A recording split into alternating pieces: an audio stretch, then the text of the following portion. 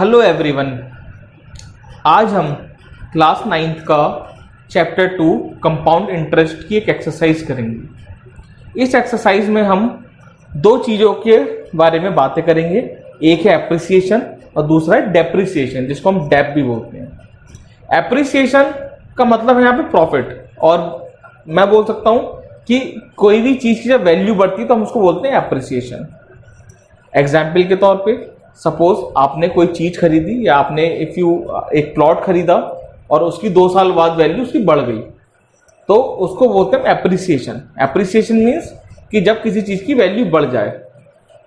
इसका उल्टा यानी इसका ऑपोजिट, जब किसी चीज की वैल्यू डिक्रीज हो जाए। जैसे कि आपने कोई कार खरीदी और after 2 years if you want to sell that car, तो ऑब्वियस सी बात है वो उससे कम ही कॉस्ट में बिकेगी, तो उसको बोलते हैं डेप्रिसिएशन।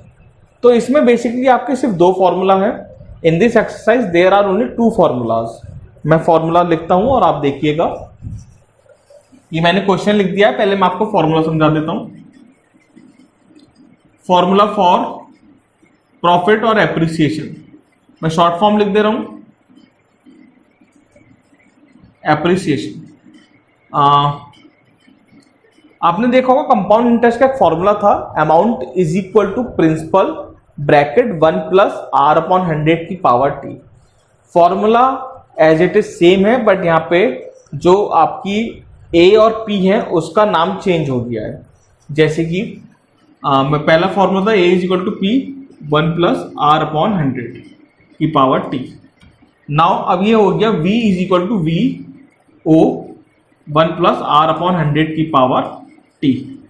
v का मतलब है वैल्यू और vo का मतलब है ओरिजिनल वैल्यू, और v जो इंक्रीमेंट के बाद जो वैल्यू आएगी उसको बोला गया है, और vo ओरिजिनल वैल्यू। इसका मतलब मैं आपको फिर से बता दे रहा हूं। सपोज आपने कोई प्लॉट खरीदा 10 लाख रुपीज का और आफ्टर 2 years या आफ्टर 3 years वो 15 लाख का हो गया, तो vo हो गया आपका 10 लाख और v जो हो गया वो हो गया 15 लाख, जो आफ्टर 2 या 3 years बाद हो जाएगा। बाकी रेट ऑफ इंटरेस्ट आपको क्वेश्चन में गिवन होगा और टाइम भी गिवन होगा। ये तो हो गया एप्रिसिएशन की बात। अब हम बात करेंगे डेप्रिसिएशन की। तो डेप्रिसिएशन में बस कुछ नहीं होना, इस वाले फॉर्मूले में माइनस हो जाना है 1 माइनस आर अपॉन 100 की पावर टी, जिसमें rate of interest is also given, time will be given, V and V naught आपको निकालने होंगे। एग्जाम्पल, सपोज आपने कार खरीदी 5 लाख रुपीज की, तो वो हो गया ओरिजिनल वैल्यू, और आफ्टर 2 years उसकी वैल्यू हो जाती है 3 लाख या 3.5 लाख, तो that is the value of V. तो इस तरीके से कुछ हम क्वेश्चंस करेंगे। चलिए शुरू करते हैं। क्वेश्चन नंबर 1 मैंने आपको ऑलरेडी लिख रखा है। मेरी वीडियो में एक स्क्रीनशॉट भी आएगा इस बार, आपको उससे और क्लियर हो जाएगा। This time I will put some screenshot of the question. मैंने क्वेश्चन ऑलरेडी लिख भी रखा है, बट मैं इसका स्क्रीनशॉट भी वीडियो में डाल दूंगा। Now, the present population of a town is 2 lakh. If its population increases by 10% in first year and 15% in second year, थोड़ा सा चेंज है यहाँ पे 2 साल में अलग अलग रेट ऑफ इंटरेस्ट या रेट आपको अप्लाई करने हैं। Find the total population at the end of second year. तो देखिए कैसे होगा क्वेश्चन नंबर 1। मैंने कुछ कैलकुलेशन पहले से कर रखी है, क्योंकि ये चैप्टर में थोड़ा सा कैलकुलेटिव चैप्टर है ये, तो कैलकुलेशन आपको पहले से कैलकुलेशन वाला चैप्टर है, आपको कैलकुलेशन में काफी प्रैक्टिस करनी पड़ेगी। देखते हैं क्वेश्चन को किस तरीके से करेंगे ये। पहले मैं जो गिवन होता है वो लिख लेता हूं। तो आपको vo दे रखा है 2 lakh, how many zeros are there 5, R1 is 10%, R2 is 15%। ना फॉर्मूला लगाते हैं, V is equal to V naught 1 plus R upon 100 power T. जैसे कि आपको पता है एप्रिसिएशन हो रहा है, यहाँ पे पॉपुलेशन बढ़ रही है, तो आपको प्लस वाला फॉर्मूला अप्लाई करना होगा। तो यानी 2 लाख, 2 और 2 4 और 1 5। यहाँ पे आपको रेट ऑफ इंटरेस्ट 2 दे रखी है, तो एक बार 10 लगाएंगे हम, और यहाँ पर टी की वैल्यू यहाँ पे 1 देंगे, क्योंकि 2 years के लिए डिफरेंट रेट ऑफ इंटरेस्ट लगेंगे। Now 1 plus 15/100।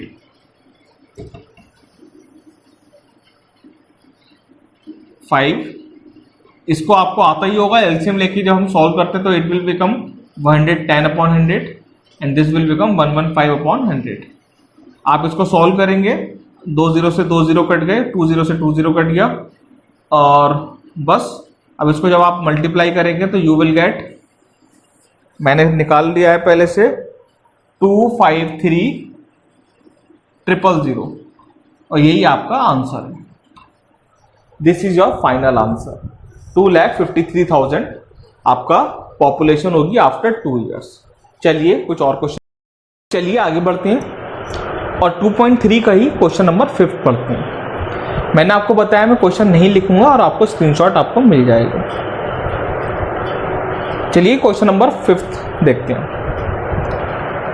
क्वेश्चन नंबर 5 कहता है Dinesh purchase a scooter for ₹24,000, यानी कि तो आपको अमाउंट दे रखा है, यानी कि VO दे रखा है। जब उसने परचेज करा है, यानी कि ओरिजिनल वैल्यू कितनी है उसकी 24,000, और आपको क्या निकालना है इसमें, the value of scooter depreciating at the rate of, यानी कि 5% उसका डेप्रिशिएशन अमाउंट है, और आपको फाइनल अमाउंट निकालना है आफ्टर 3 years, यानी कि टाइम आपको दे रखा है 3 years का, और आपको V निकालना है। डेप्रिसिएशन का फॉर्मूला मैंने आपको बताया था, माइनस वाला होता है, तो V is equal to V naught. सबसे पहले आपको you have to very much clear about the formula, और you should mention the formula in every question. If you don't mention the formula you will lose your marks. तो be attentive while doing the questions. R/100 की power T, V naught 24,000, 1 minus 5/100 की power 3, V 24,000 into 95। आपको पता है कैसे आया ये, 100 और 1 का एलसीएम। आप लोग 9th में आ गए तो थोड़ा कैलकुलेशन आप डायरेक्ट भी कर सकते हैं। फिर से बता रहा हूं मैं आपको, 1 और 100 का एलसीएम इज 100 और 100 माइनस 5 इज 95। 100 इसको मैं 3 टाइम्स लिख दूंगा।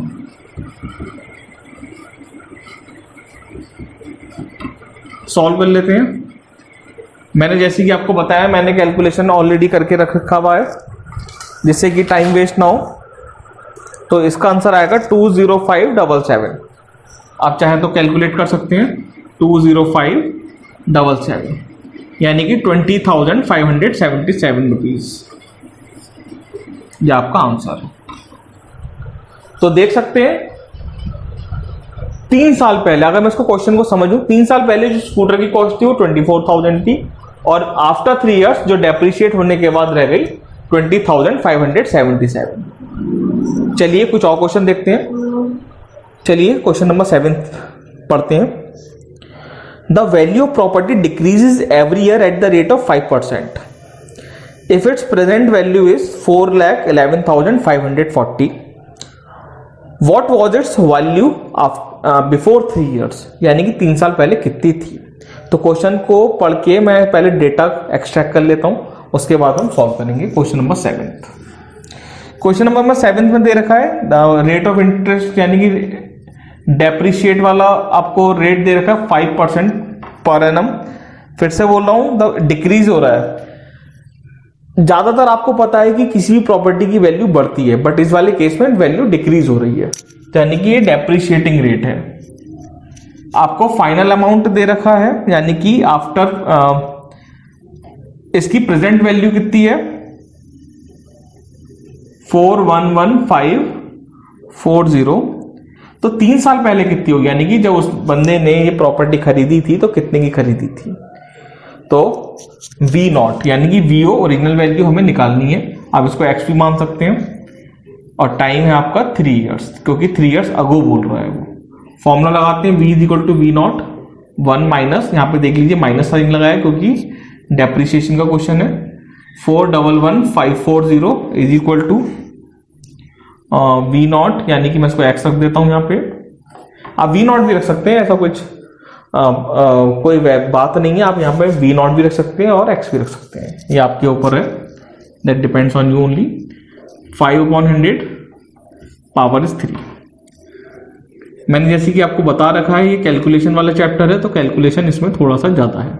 तो दिस इज 95/100, 95/100, 95/100।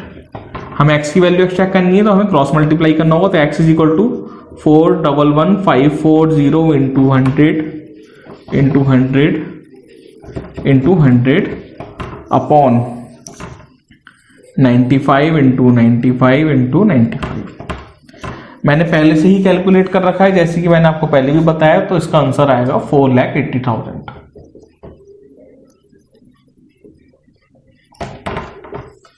तो यानी कि दिस इज योर आंसर और original value before 3 years back. चलिए कुछ और क्वेश्चंस देखते हैं। हाँ तो स्टूडेंट्स आगे बढ़ते हैं और देखते हैं क्वेश्चन नंबर 10th। चलिए देखते हैं क्वेश्चन नंबर 10th में क्या है। The value of machine war 5 lakhs, यानी कि प्रेजेंट वैल्यू कितना दे रखा है 5 lakhs। तो जो भी गिवन होता है उसको एज इट इज लिख लेते हैं, 5 lakh हो गया, ठीक है। इसके आगे पढ़ते हैं क्या है। The value of machine war 5 lakh is depreciating at the rate of 10% per year. यानी कि पहले रेट ऑफ डेप्रिसिएशन लिख लेते हैं 10%। In how many years its value reduce to this, यानी हमें टाइम निकालना है यहाँ पे। और जो वैल्यू दे रखी है वो दे रखी 364,500, यानी कि 3,64,500 रुपीज। तो यानी कितने साल बाद इसकी वैल्यू इतनी हो जाएगी। क्वेश्चन में समझा देता हूँ। जो प्रेजेंट वैल्यू है 5 lakhs है, 10% के हिसाब से उसकी जो वैल्यू है वो रिड्यूस हो रही है। आफ्टर हाउ मेनी ईयर्स उसकी जो वैल्यू है इतनी रह जाएगी, यानी कि 3 lakh समथिंग रह जाएगी। चलिए फॉर्मूला लगाते हैं और टी निकालेंगे। v is equal to v0 1 minus r upon 100 की power t। v is 364,500,5 lakh 1 minus 10 upon 100 की पावर t। t ऐसी एज इट इज रहने देंगे क्योंकि हमें फाइंड आउट करना है। 20 से 20 कट कर देता हूँ, कैलकुलेशन थोड़ी इजी हो जाएगी। 3,645 अपॉन ये नीचे आ जाएगा 5,000, ये हो जाएगा 90 अपॉन 100 की पावर t। 0 से 0 कैंसिल कर सकते हैं। अब इसको जब कैंसिल करेंगे तो आपका कैंसिल होने के बाद आएगा ये 729 अपॉन, आप जैसे 5 से कैंसिल करेंगे तो ये आएगा 729 upon 1000 is equal to 9 upon 10 की पावर t। अब देखिएगा ध्यान से कि ये वाला स्टेप कैसे सॉल्व होगा। मैं ये राइट हैंड साइड में लिख देता हूँ, आई होप आपको दिखाई दे रहा होगा। तो 729 और 1000 में अगर आप सिमिलैरिटी देखें तो क्या है, क्यूब्स बन रहे हैं 9 और 10 के। तो आई कैन राइट 9 अपॉन 10 का होल क्यूब, और इधर लिखता हूं मैं 9 अपॉन 10 की पावर t। तो देख सकते हैं बेस सेम है, तो हम लिखेंगे ऑन कंपेयरिंग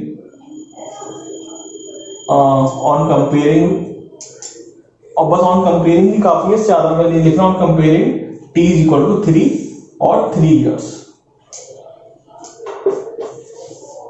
ये आपका आंसर है। तो वेरी इजीली हमने क्वेश्चन को सॉल्व कर लिया, जो कि टाइम आ गया 3 इयर्स। चलिए कुछ और क्वेश्चन देखते हैं आगे।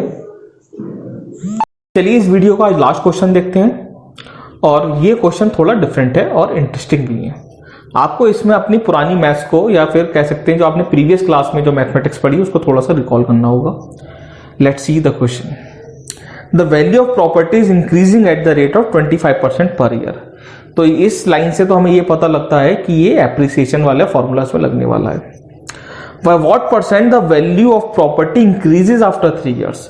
वो कह रहे हैं कि अगर किसी प्रॉपर्टी की वैल्यू 25% एवरी ईयर बढ़ती है तो आफ्टर 3 इयर्स उसकी कितने परसेंट वैल्यू बढ़ जाएगी। तो इस टाइप के क्वेश्चंस को हम लेट करके करते हैं। क्वेश्चन नंबर है ये 13। मैं फिर से यहाँ पे जो गिवन है वो लिख लेता हूँ। तो सिंपल सी बात है, रेट ऑफ एप्रिसिएशन 25% दे रखा है आपको। यहाँ पे मैं यहाँ पे v नॉट मानता हूं, आपको x दे रखा है और v हम बाद में निकालेंगे। यहाँ पे टाइम आपको दे रखा है 3 इयर्स का।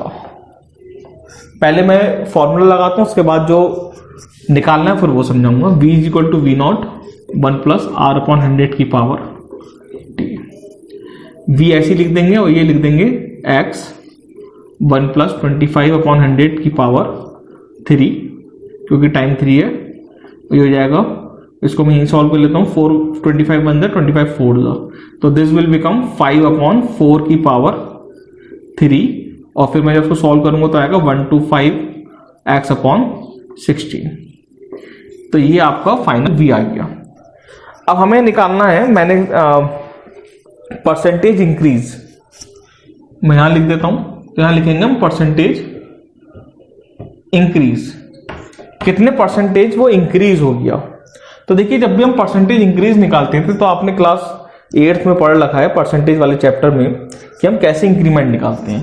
तो देखिए आपका जो फाइनल वैल्यू है वो ये है 125x/16 माइनस, आपको इसमें क्या माइनस करना है, जो ओरिजिनल वैल्यू है x अपॉन, किससे हम कंपैरिजन करेंगे, ओरिजिनल वैल्यू से, यानी कि इंटू 100%, और इसके डिनोमिनेटर में क्या आएगा, x ही आएगा जो कि ओरिजिनल वैल्यू है।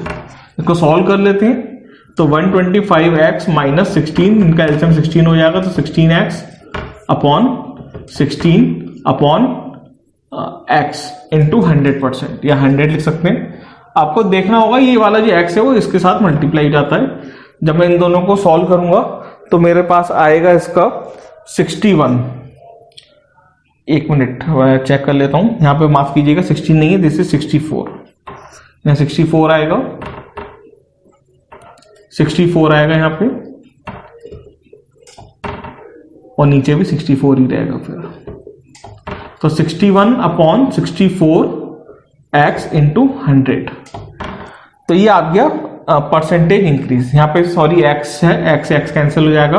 तो जब इसको आप सॉल्व करोगे तो मैंने पहले से जैसे कि मैंने बताया आपको सॉल्व करके रख रखा है, तो इसका आएगा 95 होल 5/16% इंक्रीज हो गया है, ऑलमोस्ट 100% के नियर बाय है, यानी कि डबल हो गया है ये। तो यानी कि परसेंटेज इंक्रीज जो आया वो आपका 95 होल 5/16%। आई होप आपको ये एप्रिसिएशन और डेप्रिसिएशन वाली एक्सरसाइज समझने आएगी होगी।